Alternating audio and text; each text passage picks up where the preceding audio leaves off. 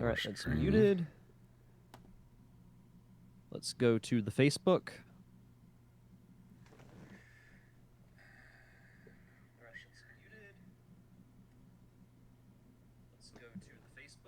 All right. We have sound on Twitch. Sweet. All right. Oh, I need to update our Facebook banner. It still says Tuesdays. Oh, yeah. I didn't think about that. Yeah, I need to update that. Oh, I need to check. Oh, I don't have it.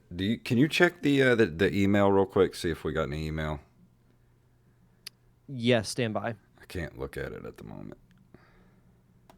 Nerd Cave Retro. No email. Okay. Jason will be reviewing Dr. Robotnik's I didn't put that. Mean Bean Machine. Here, let me make a Wikipedia link to that. Okay.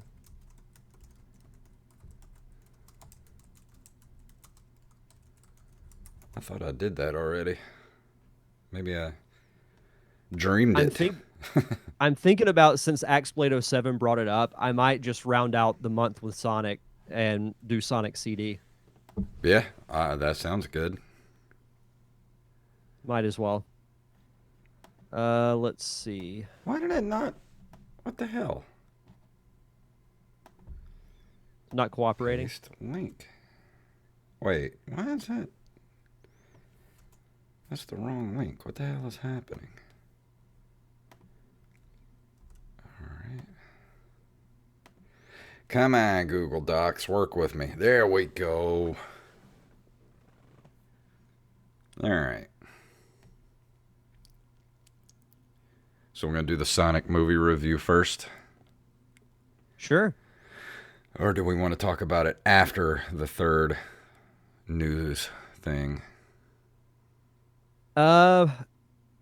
Let's do it after the news thing. Okay. I mean, because then we can segue into our thoughts on it. All right. All right. So if you want to do the first news story, I'll do the second one. Then you do the third one, and then we'll go into the review. Okay. I'm actually gonna turn your volume down on my end just a little bit. All right, that should be good. Can you talk real quick? Talk 1 2 3. Talk 1 2 3. Talking. That's much better. All right, I've got the chat open. I've got my tabs open, so I am ready when you are, my friend. All right, here we go in 3, 2, and 1. Oops. Hold on, let me start that over. Sorry. All right, here we go. In 3, 2, 1. Do you like the show and you want to help support us? Do you want us to stay ad-free? Do you want extra episodes every month? Well, of course you do. Then head over to patreon.com/nerdcaveretro. Become a Patreon supporter of this very show.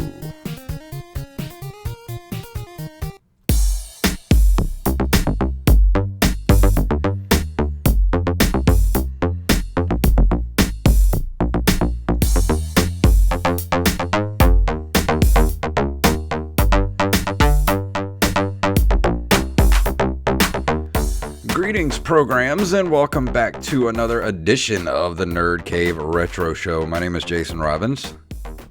And I am the Blue Devil himself. Yes. Derek Diamond. And I am Dr. Robotnik. So we are going to talk about that tonight, but we're going to do that in our news segment because we have a little bit of news about Sonic the Hedgehog, the movie. Yeah. So do we want to talk about our week first before we go into the news? Yeah, because mine was actually fairly interesting. So I mentioned last week that this past weekend I was going to have to work a college baseball tournament. Mm-hmm. Well, it rained quite a bit on Sunday.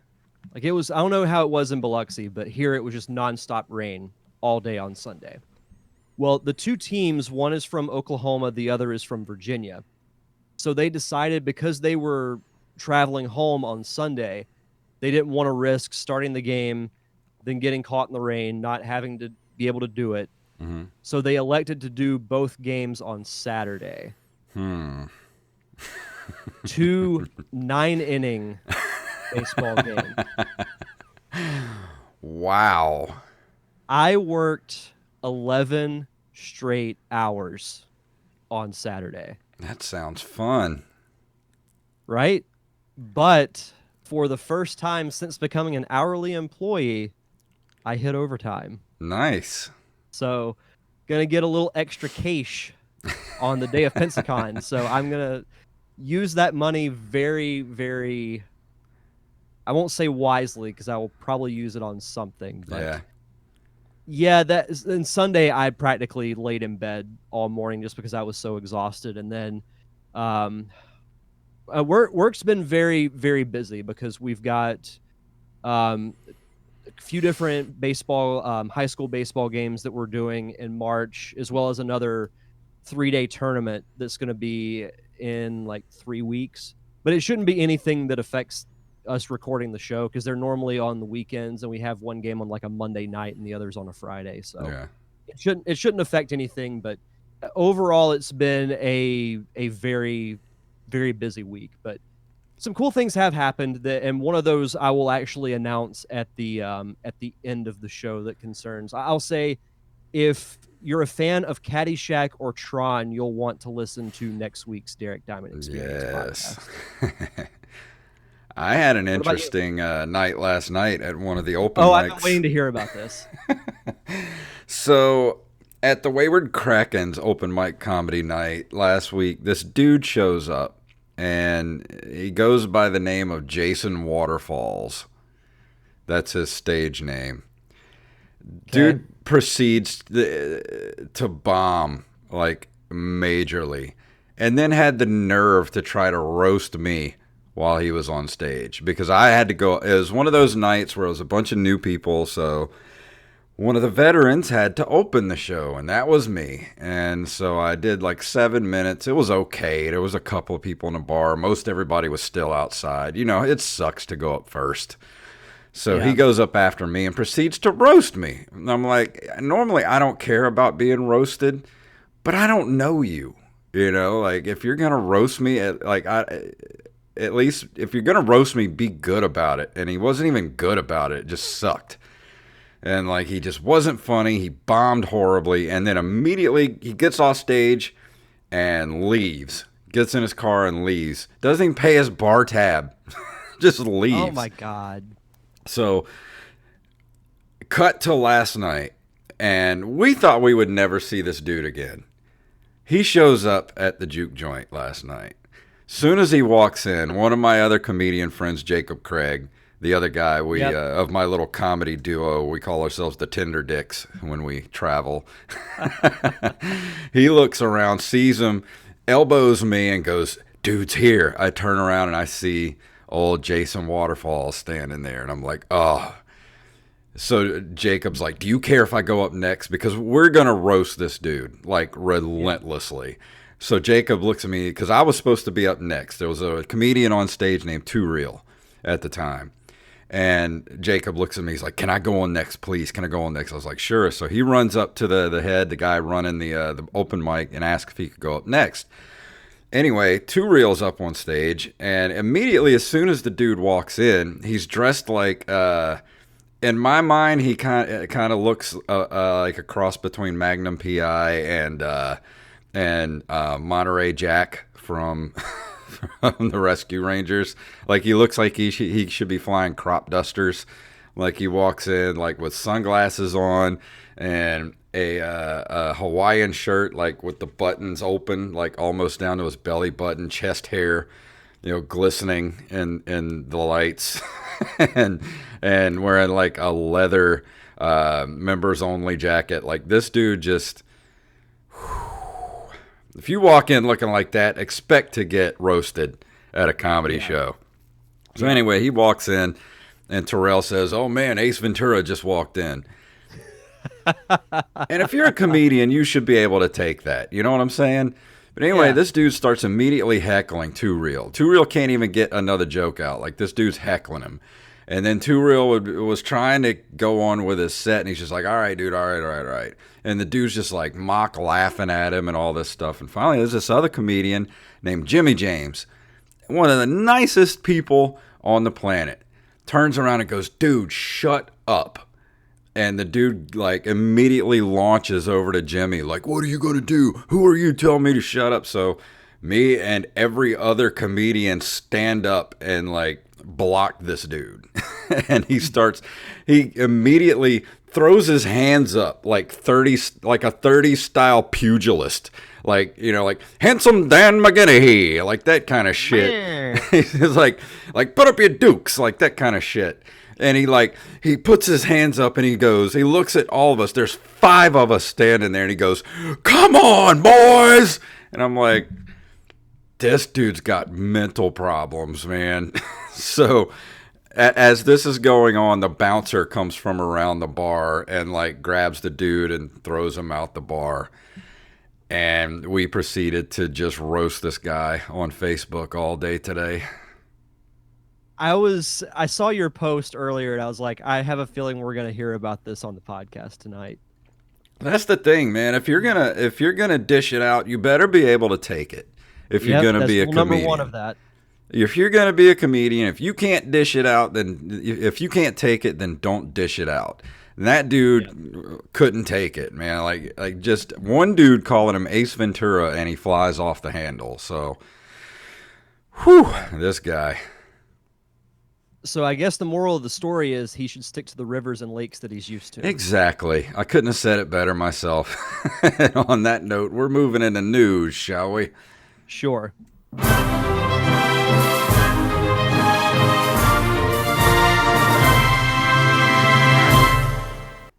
So our first story comes to us from Forbes.com. This is actually very intriguing. Nintendo to open airport video game lounges. Passengers traveling through a handful of North American airports have a new sort of lounge experience to look forward to this month: gaming pop-ups. On Thursday, Japan-based electronics and gaming company Nintendo opened up the first of a series of interactive lounges in airports across the United States to showcase the new gaming experience on the Nintendo Switch. Travelers will have a free access to a spectrum of Nintendo experiences, as well as the ability to purchase a system on the spot. Let's see. My mouse has a mind of its own tonight. The new airport experiences may be a surprise for many travelers used to either dull airport amenities or expensive paid lounges where only elites have access. Nintendo's pop-ups will be free for all airport travelers, and while they won't have the free snacks and quiet spaces that typical private lounges offer, they'll offer plenty of entertainment and a distraction from the long wait times. This is pretty cool, I think. You know, especially I could see in the bigger airports like your Dallas, your Charlotte, your New York, LA, this would be a really big hit. I think so too. I mean, I expect to see like this is absolutely something I would think Nintendo would do, especially in like bigger airports, bigger cities, because this just like it makes too much sense. Exactly. Like, I mean, I don't know. It just seems like it would draw more people into the actual Nintendo ecosystem to do something like this. So it's a really good idea. I mean, I know there's no chance that the Pensacola airport is going to get one. Because but if it was, I know Derek would be hanging out at the airport all the time. Yeah, exactly. It would be like mall rats in airports. Yeah. For me. Can you do me a favor? Can you turn up again, just a hair? Just turn up just a little bit. Yeah. Yeah. Stand by. Yeah. So like I said, it makes too much sense to not do it. Yeah, because it's just a perfect thing. You know, you have those. Like me, I don't go to these like private lounges. Yeah. Whenever I go to an airport, I just sit in a seat. I'll play on my phone. I'll listen to a podcast. And now it actually makes me want to take my Switch traveling. Because believe it or not, the few times that I have flown since getting the Switch, I think I've only taken it on a plane once. Yeah. Yeah, I had mine the last time I went on an airplane. And man, that made the airplane ride a whole lot better having that thing. Because I'm not one that can sleep on a plane. Like there are people like as soon as they sit down, they're out. I Well, cannot do that. most airplane seats are built for people that are under 5'7", and being 6'3", it's like trying to squeeze like Bigfoot into a shoebox. So you're saying that they were made for me? Yeah. There's no way I'm going to be comfortable on an airplane ever. It's funny because you mentioning that, for some reason I was looking at the picture that we all took after the Defending Bad Comedies panel that we Mm-hmm. did. But I feel like when you and I are like in person, you don't feel like that much taller than me. But when we stood next to each other, I'm like, you're like twice my height. Well, if you look at that picture, I'm sitting down and you're standing up. Yeah, I mean that my hair gives me like another 3 inches. So I tell people I'm 5'10", but It's it's because weird. of the I hair. don't feel as tall as I am until I'm around people that I don't see in a while, or if I go somewhere and I'm like a head taller than everybody else in the room, which works Yeah, out great for concerts and yeah, things of that nature. But at the same time, I'm like freakishly tall. yeah. You take the good with the bad, I guess. Yeah, and I'm always hitting my head on shit because the world's made for short people. Yeah, yeah. And this comes from NintendoLife.com. Oculus VR founder claims he's winning the auction for the Nintendo PlayStation. Oculus VR founder Palmer Luckey is claiming to be the current high bidder for the mythical Nintendo PlayStation console, which went up for auction this week. Bidding started at $31,000, now stands at a whopping $350,000, and Luckey is claiming on social media that his bid is currently in the lead. Given that the owners have already turned down an offer of $1.2 million, the price could rise dramatically. He said, because I have the largest video game console collection, I am a quest to digitize and preserve the history of physical video games. Perfect VR will ensure the original experience lives on forever, but we need to keep these things alive and functional in the meanwhile. Public availability is just a matter of time. I've been keeping things low key until then. I am preserving the original copies in the most advanced video game storage facility ever constructed. I think this is cool. I mean, you got somebody that's in the actual preservation field that wants to preserve this thing, which I think it should be in a museum. I think there should Agreed. be a full-on video game museum, like in New York or some bigger city. But at the same time, like, I don't know why he's saying that, he's the current high bidder, because, I mean, this thing's got another, what, like 17 days left to auction. Like, you're not going to be in the lead for long. I've said it before and I'll say it again. I would love to be able to say, hey, I could throw down 1.2 million on something if I Yeah. wanted. And this thing's going to go for more than that, because why Oh, would they put easily. it why would they put it up for auction if they didn't think they could get more than 1.2 million? Oh, absolutely. I don't know if I've ever told this story before on the podcast, but this is like my big money story. So this was years ago. It was definitely before you and I met. This had to have been like late 2000s, like 2008, 2009. I was at the Beau Rivage in Biloxi, and I was walking past like the poker tables and everything. This guy drops down chips worth $500 and just shoves it all in and loses it and Ugh. just shrugs his shoulders and walks away. I'm like, I would puke if I did that. Dude, I cry if I lose $20 on a table, man. Why do you think I don't Yeah. go to the casino? Yeah. I mean, Ugh. it's the thing with me and gambling is that I know if I do it, I'm not going to be able to stop. Oh, I'll stop. 'Cause- Once I hit like a $20 Well, limit, I'm like, I'm done. I'm going yeah. home. Well, no, like back when I used to gamble like regularly, I remember I won close to $300 doing blackjack, and I started losing it, and then the girl I was dating at the time had to pull me away from the table like, you're done. You're going to lose all of it. But no, this is a really cool thing. I'm with you. It should absolutely be in a museum Yeah. of some sort. Like I think that would be. I think New York would be the ideal spot for it. I wouldn't say L.A. because that's more movie based. Yeah. But New York, I mean, I think they have a Nintendo store there as well. Yeah, that's why I was So thinking that a video game museum would be perfect. Because you look at New York, you've got like the Smithsonian and all that kind of stuff. Like this seems like video game stuff feels like it should be part of the Smithsonian. Like old agreed. consoles, old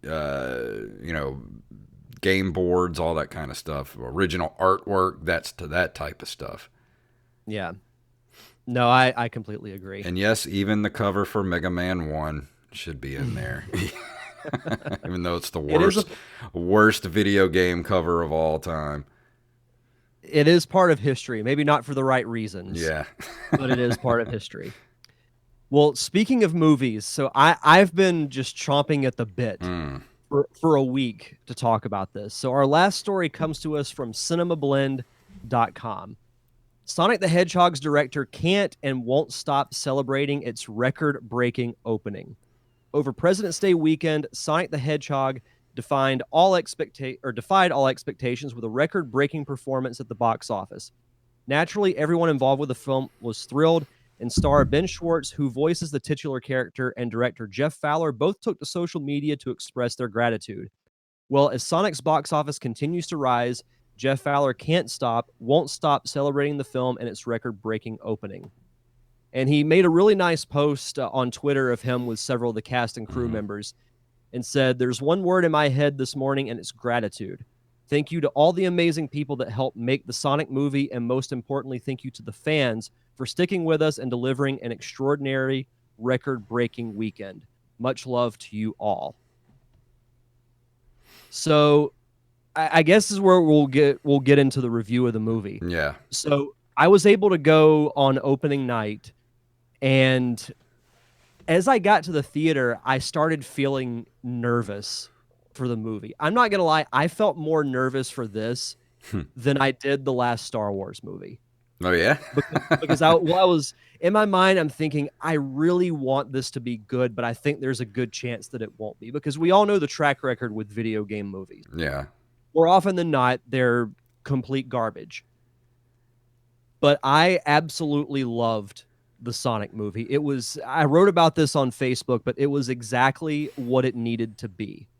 It was a 90-minute fun ride that's meant for diehard fans of the games who grew up with the character. Kids today can Mm-hmm. watch it. It was a good movie, I think, for everyone. And to me, the highlight of this movie was Jim Carrey. Oh yeah. 90s Jim Carrey was back in full force, and I'll be honest, I don't want anyone else to play Robotnik now. It He felt was like absolutely perfect for that incarnation of the character. he was full of joy again playing that Yeah. part. Like it felt like Ace Ventura 2 era Jim Carrey. Mm-hmm. No, it absolutely did. It was like Jeff Fowler said, just be you Yeah. and action.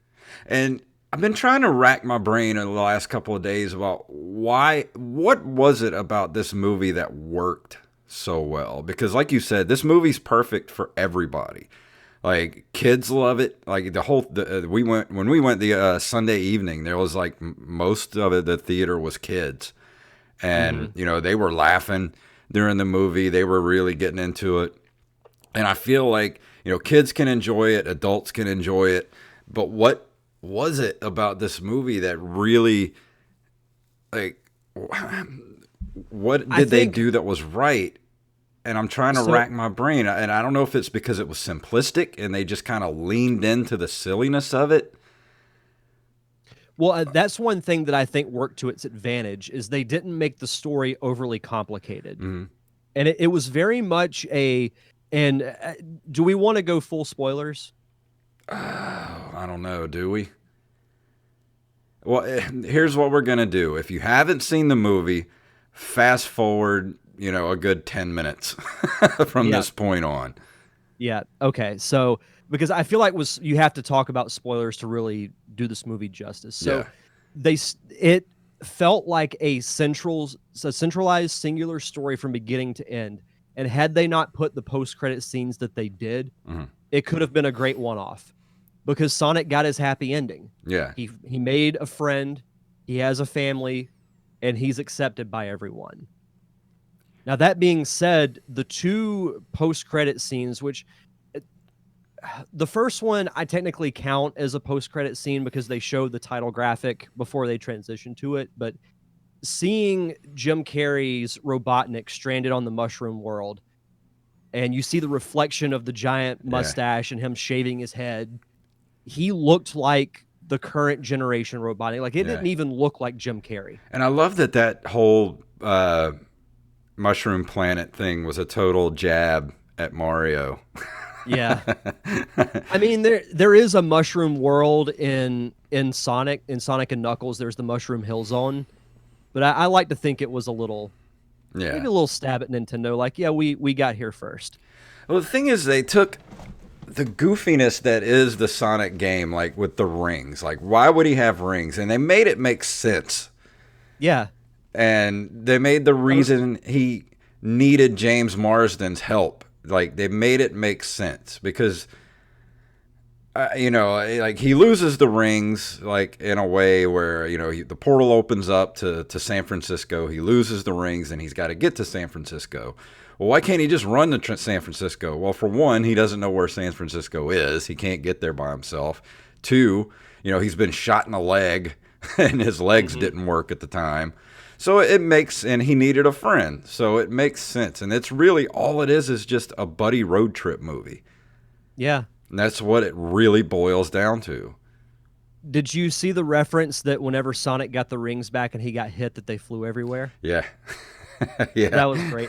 There were so many cool little nods, like when the power went out in Robotnik's little trailer or whatever, and he opened the breaker box, there was a piece of tape that said Badniks, which is a reference to the original robots that he created in the first game. So it makes me wonder if they're going to be created in the sequel. Because I have little to no doubt that a sequel is going to happen. Like, you can't not do one with a movie that's this well received. See, and I'm wondering if he's going to have if part 2 is going to have something to do with him finding chaos gems on the Mushroom Planet. That's exactly what I was thinking. He was going to find a Chaos Emerald and use that to get back to Earth. I'm thinking that too. Because in the map that Sonic had of the different worlds that he could transport to, there was one that had a Chaos Emerald. Mm-hmm. So I wonder, I can't remember if there were 7 different worlds, because that would make sense because there are 7 Chaos Emeralds. Yeah, I would have to go back and watch the movie again and pause the part where he's looking at the map. Yeah. And I don't know, man. I'm still... it's amazing. Like, I went into the movie with very low expectations, and my expectations were very much exceeded. And I'm going to throw out a bold statement right now. I had more fun in this movie, and I enjoyed this movie way more than Rise of Skywalker. Oh, I don't disagree with that at all. If I had a choice to go, like, okay, you've won a free movie ticket. You can either go back and see Rise of Skywalker again or Sonic the Hedgehog. I would go see Sonic the Hedgehog again. Yeah, and I'm actually going to go either later this week or this weekend to go see it again. And if anybody, if you're listening... I really want to watch... Oh, go ahead. I was going to say, if anybody listen to this, like, if you haven't seen it and you're on the fence about it, just go see it. You're going to enjoy it. Yeah. There's not much to not like about it. I mean, I'm sure you could sit there and nitpick, but you're nitpicking a movie that's silly. And that's the fun about it, is the movie knows it's silly and completely leans into it. Yeah, it knows its role and it owns it. Yeah. So I hope Nintendo is taking note for the Super Mario Brothers movie. Well, before we move on, we got to talk about the post-credit scene. Yeah. And that is, so everything's all well and good. Robotnik's been exiled to the mushroom world. Sonic has his home. And then the portal opens up and Tails comes out. Mm-hmm. And that got the loudest reaction out of anything in the entire movie. And he has, one of his tech gadgets that he's known for, and he says, I hope I'm not too late, and then flies into Green Hills. And it's the same lady doing the voice that's been his voice for the cartoons, too. Yep, which I thought was really cool. of them to do that. Hopefully, if there's a sequel, they'll just have her reprise the role. Yeah. Oh, I imagine so. Why wouldn't But they? but there are so many directions they can go in because they had so many references. You've got Tails now. And it makes you wonder if those two have actually met, which my guess would be no, because Sonic was a kid whenever he left his home planet, and I don't think Tails would have even been born yet. Yeah. So I wonder if Longclaw survived, if she raised Tails, Maybe. and then Tails, who's a tech genius, like almost on the level of Robotnik, develops this new technology and needs to bring Sonic back to maybe Robotnik. By this point, Robotnik's made it off the mushroom world and is invading Sonic's home planet. And Who that whole knows? big opening scene, like, was brilliant, and it made you immediately Oh, fall in love with Sonic. Like, that was the best opening scene they could have done for that movie. yep. And they even had him being attacked by echidnas, Mm-hmm. and so they could be the villains of the sequel, and then their champion to fight Sonic could be Knuckles, and that could be his introduction because Knuckles started out as a villain. Yeah, There's just so many cool I routes they know. could go with. They could even, I don't think they would do this for a sequel, but maybe for a third one, they could have Robotnik build Metal Sonic. Yeah, and I would imagine, like, Jim Carrey seemed like he was having the most fun I've seen him have since Ace Ventura 2. Like, Hmm. just that manic, just bouncing off the walls, like Dumb and Dumber Jim Carrey. Like, Oh, the dance scene was oh, hilarious. yes. But like I can see him playing Robotnik for an entire trilogy. Like I think he would be totally Yeah, down for that. He seemed like he was having too much fun. yeah. Like he just I ate up the scenery when he was on screen.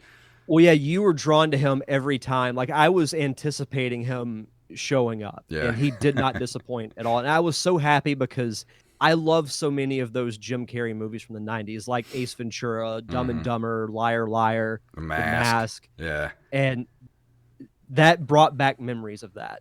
And it felt like we got the old Jim Carrey back. Like he shook off the Andy Kaufman existential crisis Yeah. he had, and he's like finally found himself again.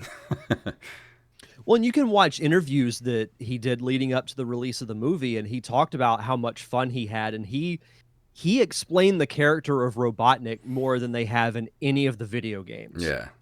And to me, that came across very well on screen with Robotnik being this, yeah, he's a genius with a 300 IQ, but I loved his best line he had in the movie was, you know what the worst part about being the smartest man on the planet is? Everyone you know is an idiot. And he just delivered that line so great. I was like, oh, I love this movie so much. well, I even liked his little entourage that Yeah. he had. I don't know if they're going to bring his assistant back, but if they don't, then I think he'll build, like the classic badniks like crab meat and Yeah. coconuts and caterpillar, and there's a few other ones that could be incorporated into the sequel. Which, Well, we haven't gotten an official sequel announcement yet, but I imagine after this weekend, I think we're going to get a sequel announcement. yeah, Because I think word of mouth, they're going to this weekend. They're probably going to do. I'm going to call it and say another probably 40 million this weekend. yeah, So I think yeah, they're definitely gonna get worldwide some this for me. thing's going to break. I'd say what's your prediction? I say 350 million worldwide. 'Cause it's already Ooh, broken 100 million. yeah. Um, I'll go a little bit. No, I don't know if it'll break 400. Screw it. I'll say it'll break 400. All right. So I got 350, you got 400. So we'll see. I didn't want to Price Is Right you and go 351. Yeah. Speaking of Price and Right, that's coming next weekend. We're going to we're Oh, going to go to a really? taping of it at the Beau Rivage. The Beau The Rivage, Beau, or as my grandma called it, the Bouvarage. the Bow Rivage. Yeah. But I'm ready to go into this month in video game history. Sure. If I can find which number I'm supposed to hit here. There we go.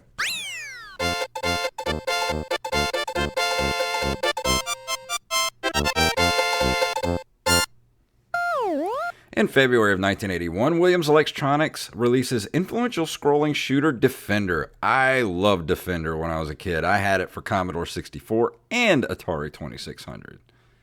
Yeah, I mean, Defender's a classic. You Yeah. know, it's if you know of a handful of classic games from this era, Defender is probably one of them. Oh yeah, and especially like it had some of the one of the greatest like um, cover arts at the time. Oh yeah. Yeah, I love Well, that let the city scene of the the lady looking up at the skyscraper and like the big the ships are flying overhead. to tell you how well known this game is, I've actually played it. So that Yeah, should tell you something because I haven't played too many games from that era. But no, Defender is a very good one. yeah, that was a staple of the arcades when I was a kid, and I think pretty much everybody had a copy of Defender who had an Oh, Atari. for sure. In February of 1986, SNK releases Akari Warriors, which shares many elements with Taito's Frontline from 1982, but adds two-player simultaneous play and visuals closer to 1985's Commando. It is SNK's breakthrough game in the US. I reviewed Akari Warriors for the show, didn't I? The Nintendo version. I think I I did. believe so. I believe you did because the cover art looks very familiar, but I'll let me Yeah. go through the archive real quick and I'll check. It's an okay game, but honestly, I'd much rather play the arcade version because the NES version is kind of busted. Let's see. I'm not seeing it. Not seeing it because I could have Uh, sworn I did it. P-A-R-I. Yeah, it says no episodes. Huh? I could have swore you did. I might have to do it. If I didn't do it, I'm gonna have to do it then. Yeah, All right. yeah. February 16th, 1995, Ristar is released by Sega and Sonic Team for the Genesis. Did I say that right? Ristar or Ristar? I believe it's Rice Star. All right. I've never seen this. I don't I remember know this of game. it, but I've never played it. I do remember seeing it back when they would have display, like Segas and Super Nintendos that you could play in like Sears and Walmart and other stores. Yeah. I remember seeing Rice Star, but I never played it. I don't remember this. Of course, they don't have any screenshots either on here. No, Uh, but I don't remember this. yeah, I have vague memories of knowing of it, Yeah. but I wouldn't be opposed to trying it at some point. I mean, it's a platformer, so I'm Yeah. sure I'll get some enjoyment out of it at least. On February 29th, 1996, Microprose releases Civilization 2 for Windows. God, I love the Civilization games. I have to keep away from them because they take up just all my time. That's why I can never play one, Yeah, I got the because you will gold never edition. hear from me again. I picked up the gold edition of Civ 5 for on Steam a while back, and I think I got it for like $14. It's like Oh, wow. it's the game plus all of the downloadable content. So that one sucked up a lot of my time for a while, and then I picked up Civ 6 for the Switch, and I have to stay away from that because that is a time suck as well. Man, Sid Meier's knows how to make time suck games, man. Mm-hmm. Yeah, the thing with these type of games is you can get lost so easily. You And know, next one of thing my you know, an entire day's gone by. Did you ever play Sid Meier's Pirates? I did not. Oh my God, Pirates was so good. I had it for PC, the original Xbox. I think I bought it for. I think I bought it again for Xbox 360. Like I own like 3 or 4 different versions of that damn game. Wow. It was good. Sounds like it. Let's see. February 28th of 1998, Star Wars Rebellion is released for Windows. This is one of the games I never got to play. I would love to play this though.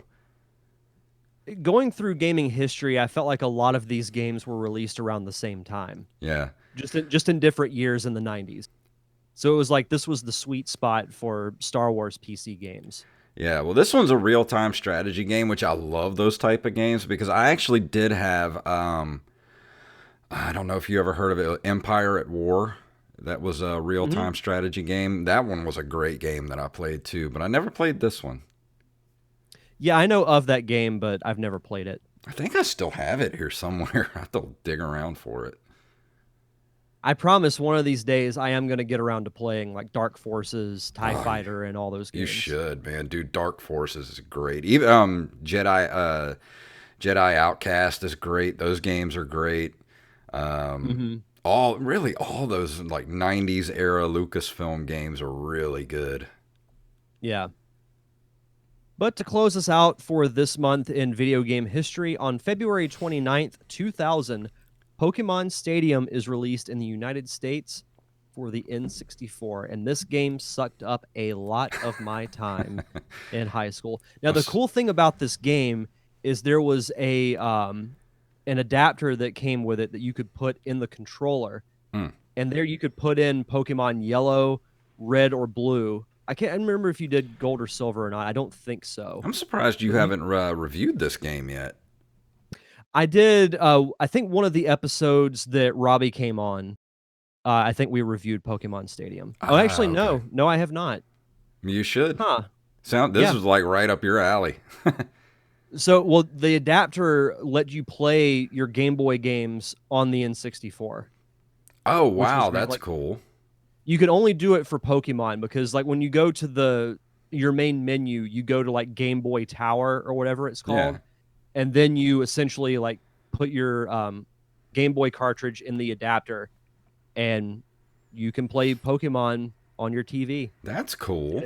And it was great. I But didn't know that. this game was really, really cool. It was really hard too Yeah. because you'd have to fight like a super powered Mewtwo, and you'd go through like the Elite Four, which is four trainers that you have to fight consecutively Mm. at the end of the game. Like with no Pokemon centers to heal your Pokemon, you just go to one which has like a specialty type, then you go straight to another one, and then so on and so forth until you get through, and then you're the league champion. And then as the epilogue, you have to go try and capture Mewtwo. I think you should definitely do a review. Yeah, I should do that sometime in March. Yeah, I I'm not really sure what should. I'm doing in March. I have to figure it out. Yeah. I got so much backlog of stuff I need to get to. I'm definitely going to get back to the NES for a while after this next review because I got a bunch of games that are sitting there collecting dust. Yeah, same. I actually bought a few Super Nintendo games like a month or 2 months ago that I need to sit down and play. Plus, we got to figure out because baseball is looming, Yeah, so we'll need to. we got to do some We, I mean, bank I know. shows. Yeah, yeah, because I'm gonna have to do the same for my show probably, but Yeah. still got a little bit of time for that. But that's also partially what the panels at Pensacon are going to be for. Which I do have the full schedule in our Google Doc that we will talk about at the end of the show. Oh, yes. We're going to be quite busy. Yeah, you could say that again.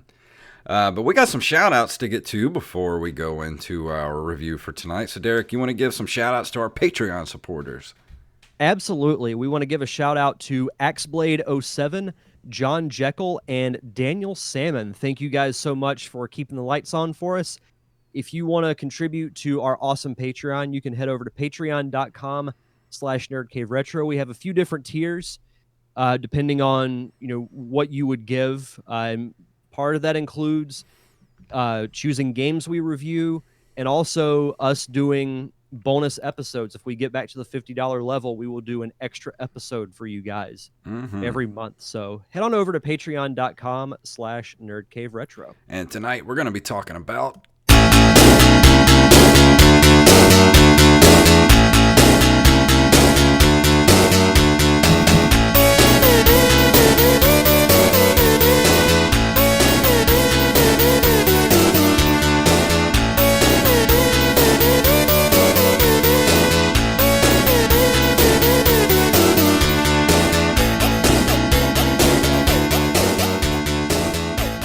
Sorry about the volume on that, everybody.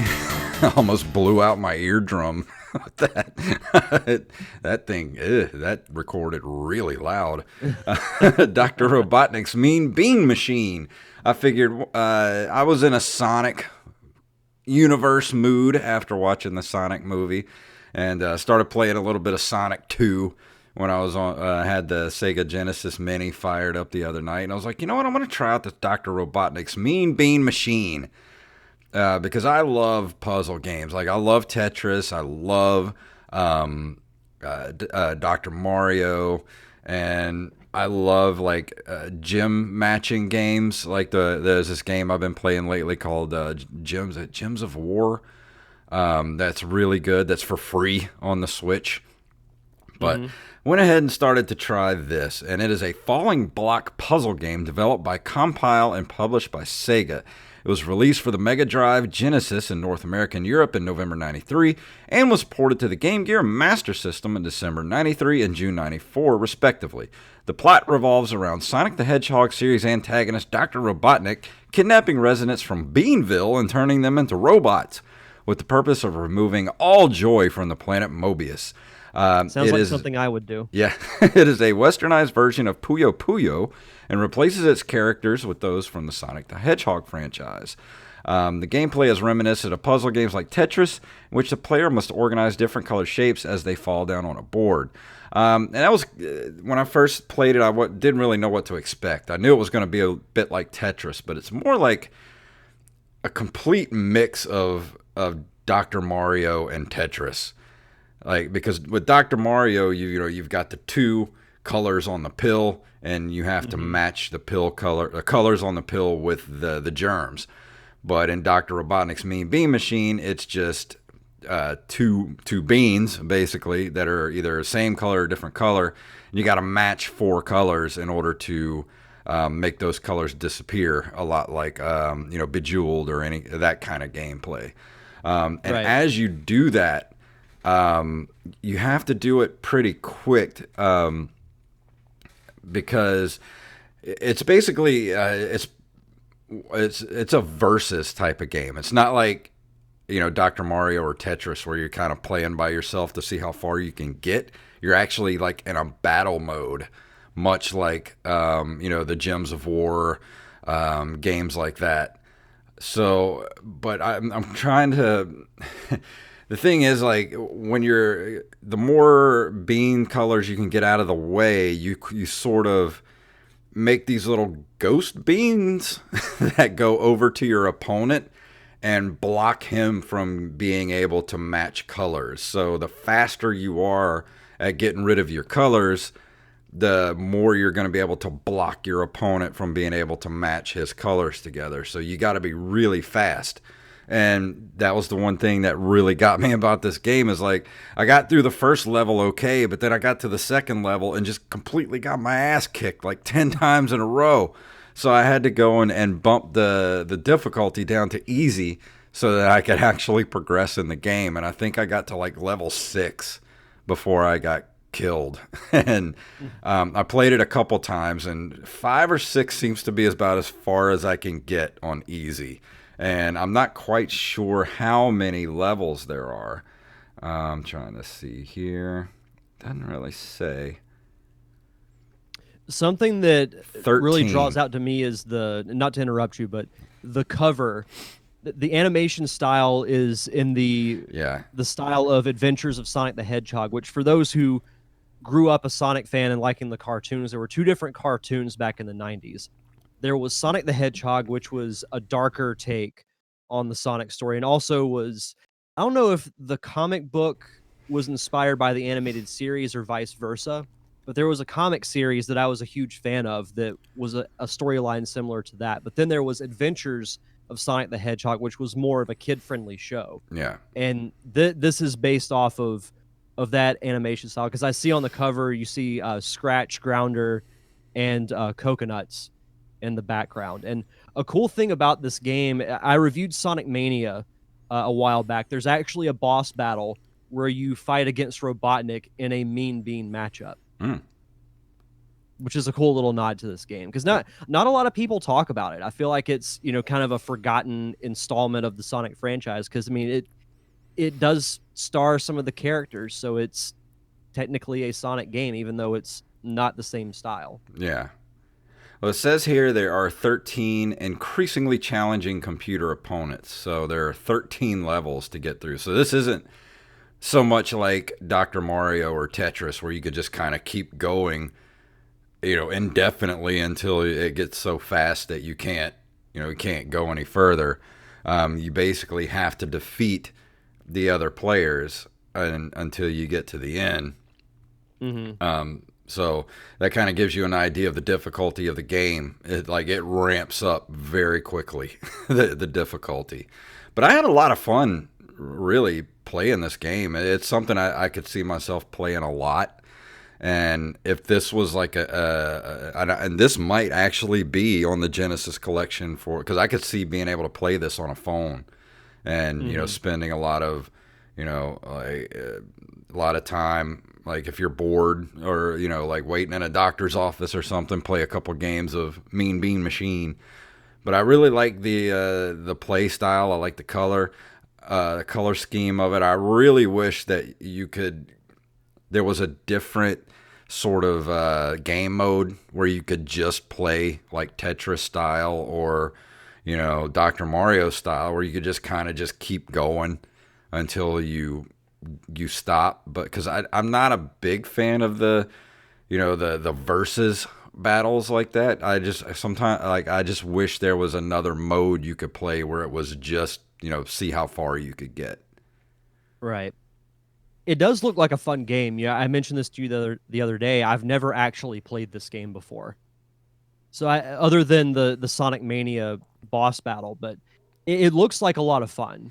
That one boss battle to me really stood out because of just the drastically different style of gameplay. Yeah.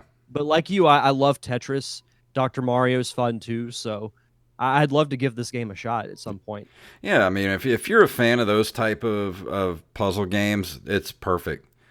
It fits right in with those type of puzzle games, and it like I said, it's on the Genesis Mini. So if you have a Genesis Mini, you're getting a lot of Sonic properties on the Hmm. Genesis Mini. Like you've got Sonic 1, 2, is 3 on there?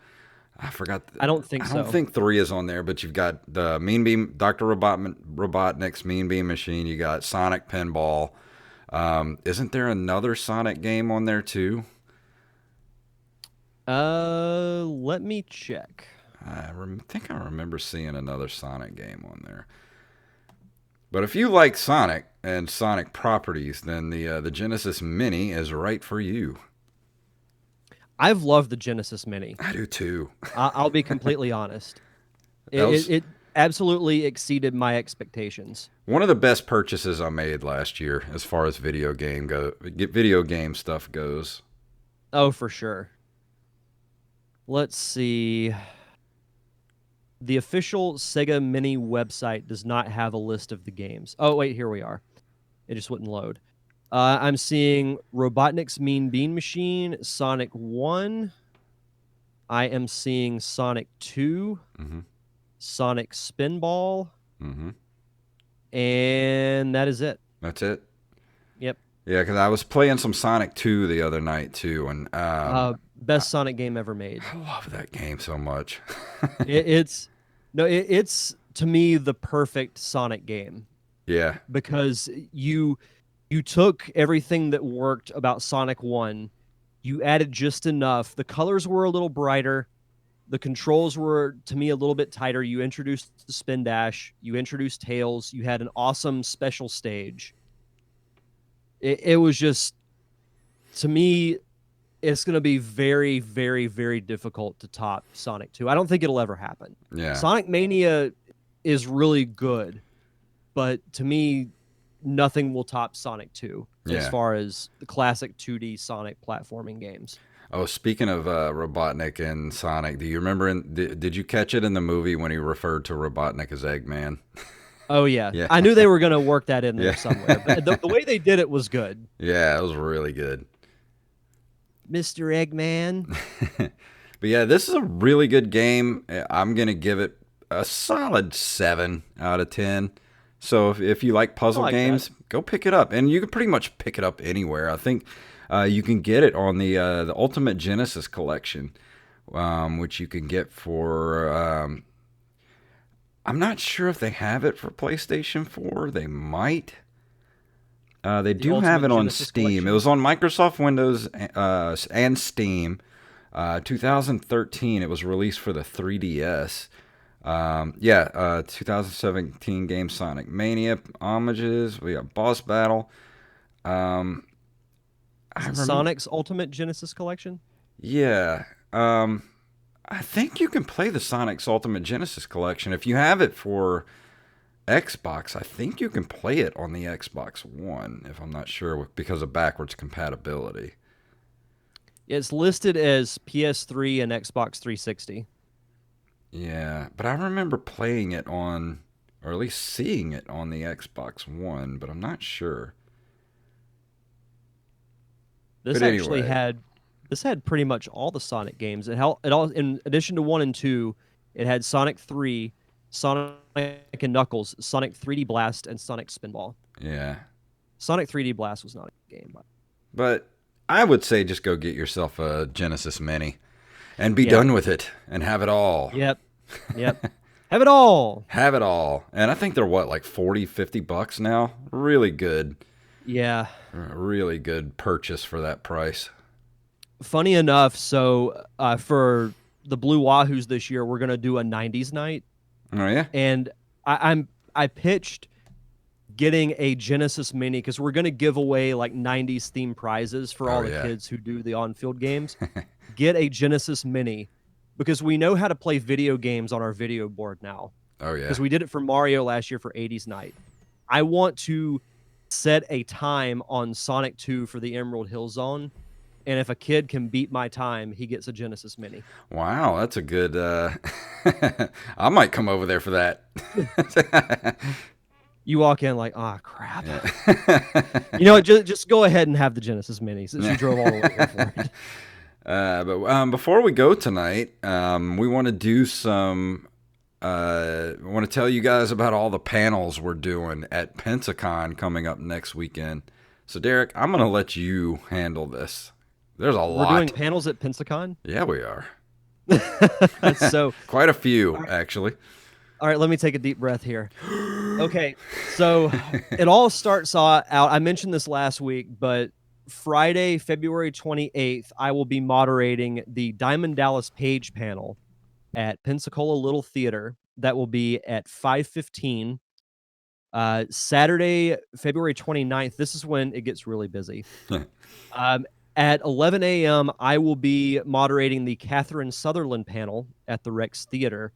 She was the second Pink Power Ranger in Mighty Morphin Power Rangers and my guest on the Derek Diamond Experience this week. Mm-hmm. Then you will be sitting in on and I'm really excited to watch this, what should be canon in Star Wars. Mm-hmm. Yep, me and Mr. Michael Dixon will be doing that panel. I'm sure one of the first things you'll bring up will be Shadows of the Empire. He sent me the Google Doc the other day with his PowerPoint presentation. He was like, anything to add? And the first thing I said was Shadows of the Empire. Oh, so it's going to be, okay. Yeah. Interesting. I like that. He has one of the largest Star Wars toy collections I've ever seen in my life. Oh, really? Oh, he's got almost everything. That's sick. I told him if it ever comes missing from his house, I didn't do it. Then later on in the evening, you'll be sitting on the Stephen King film and TV adaptions panel, which yours truly will be moderating at 5:15 p.m. at the Grand Hotel Room B. We're pretty much living in that room this entire weekend. Now, the cool thing about this panel, so we've mentioned Steve Wise on this show. Mm-hmm. He's one of the admins for Pensacon. He has been since the beginning. I don't want to misinterpret or misinform, but I don't think he's ever gotten to actually sit on a panel. No, I don't think so. I think it's his first panel ever. So he will be sitting in on the panel, which will be really cool. Yeah. But something I want to do. So do you remember in the Sonic movie when Robotnik shows up for the first time and he's arguing with that military guy about being in charge? I want to do that to Steve. Just walk up to him, Steve, are you in charge here? What was your name again? Wrong. Wrong. I'm in charge. What was your name again? Master said, nobody cares. It was so good. But then, Jason. Yes. Right after that, in prime time. The Coupe de Gracie. We're finally in prime time. Defending Bad Movies 2, The Revenge. Yes. 6:30 p.m. Grand Hotel Room B. If there are 2 panels that you can choose to be at out of this list, this has to be one of them. Mm-hmm. Because This time, this was it's this personal. time. If we do one next year, I'm going to call it Defending Bad Movies 3. This time it's personal. Yeah. So, as of, I told you this yesterday or the day before, but fan of the show, Brandon Rutledge, who will be attending Pensacon for the first time since 2014, will be sitting in on the panel as well. He was texting me today. He's like, what should I do to be prepared? I was like, just be prepared to defend some stinkers. That's all you really got to do. All I'll say is, Brandon, may God have mercy on your soul. Yeah. I'm gonna make it a point to pick just the worst of the worst, because the last year the selection of movies were pretty much centered around like nerd pop culture type films. Mm-hmm. This is just gonna be the worst movies I can find. Dude, this is the one thing I'm looking forward to the most out of Pensacon. The only thing I would change, well, I don't know that I would do it, but it would be great to have a nice alcoholic beverage. Yeah, during that'd this be whole nice. thing. I might sneak us in a 6-pack. But yeah, that's going to be Saturday, the 29th at 6:30 p.m. Then rolling over to March 1st, if we've recovered from Defending Bad Movies, we'll be doing our Nerd Cave Retro panel, again at Grand Hotel Room B at 11 a.m. So we'll be trading in our 6-pack for mimosas. Mm-hmm. And so funny enough, we've never reviewed the original Mario Brothers game on this podcast, which is mind-blowing. I know. I thought we had, but we never did. So I had the idea, why don't we do a discussion about Mario? We can review the original game, talk about some of our favorites, and then, ask the audience what are some of their favorite Mario games, because there are so many great games to choose from. Mm-hmm. So that'll be a really fun panel. And then I'll be going over to the Sanger at 2:45 to moderate the Butterbean panel, and hopefully I don't get punched in the chin. But that'll be very interesting, because I actually went through a phase growing up where I was a boxing fan, so I know Butterbean's career somewhat. So ask him what it was like to knock out Johnny Knoxville. So this is what I want to ask him about. So back in the very early days of the Attitude Era in WWF at the time, they did this segment called Brawl for All, where it was like boxing, and it was completely unscripted and everything. And the guy who won it, his name was Bart Gunn. At WrestleMania, he had a boxing match against Butterbean, and he lasted about 15 seconds. Like, it took just one hit, and he was out on his feet. Wow. It was insane. But then at 4 o'clock, you and Wally will be sitting on the Star Wars sequel trilogy panel at Grand Hotel Room B. There may or may not be a fan there asking about the ending of Rise of Skywalker, just FYI. Yeah, okay. And then to close out Pensacon, this is actually going to be one of the last panels of the entire weekend. I will be heading back over to PLT to moderate the D. Wallace panel. So I know that's a lot of information. I'm going to post it on the Nerd Cave Retro and Derek Diamond Experience Facebook and Twitter pages. Yeah. So anybody who's coming out can set their schedule accordingly. Mm-hmm. And this is a lot of panels we're going to be at. So between the two of us, get that's ready. four a day. Yeah. Because I'll be, Saturday and Sunday I'm doing 3. I know Saturday is packed, so yeah. Well, we got to find some time to go eat at some point in there. I know we got to do McGuire's at some point. Like, it absolutely has to. I mean, I think we could do either Friday or Saturday night. I think Friday night we could. Whenever you're done with the DDP panel, we should do that. Yeah. Yeah, for sure. Because that'll end at 6, so still plenty of time. Sounds good to me. We'll work it out. Well, anything else you want to throw out there before we leave tonight? I think I'm about done. Just Pensacon month continues on the Derek Diamond Experience. I mentioned I've interviewed Catherine Sutherland, one of the second Pink Power Ranger from Mighty Morphin Power Rangers. I interviewed her, and also did a really cool Power Rangers roundtable segment that goes along with that. That if you're listening to this episode, the day it comes out, Derek Diamond Experience will be out as well. You can check it out on all podcasting platforms as well as YouTube, and you can follow me on social media at D Diamond Podcast. Fantastic. Well, I'm going to go ahead and play our music here. If you would like to email us, you can email us at nerdcaveretro@gmail.com. We are on Instagram and Twitter at nerdcaveretro, and individually at jfunktastic and at Derek_Diamond. And we're on Facebook at facebook.com/nerdcaveretro. We're also on Patreon at patreon.com/nerdcaveretro. If you can, go throw us a couple of bucks a month, even just $1. That'll help keep the lights on. And if we get back to that $50 level, we will give you guys those extra episodes every month that you love so much, like the commentary tracks and whatnot. And if you can't do that, can't leave us a buck, go leave us a review wherever fine podcasts are sold. So Derek, please tell everybody what it's all about. Gotta go fast.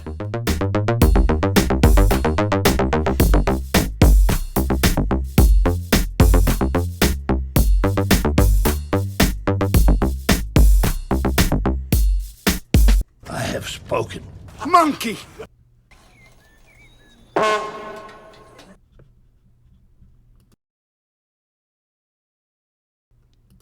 Fantastic. I meant to do the Jamie Lee Curtis scream, but I accidentally hit trumpet fart. I'm going to go ahead and shut down the Twitch stream. So thank you for everybody that watched tonight, and we will see you guys next week. Goodbye.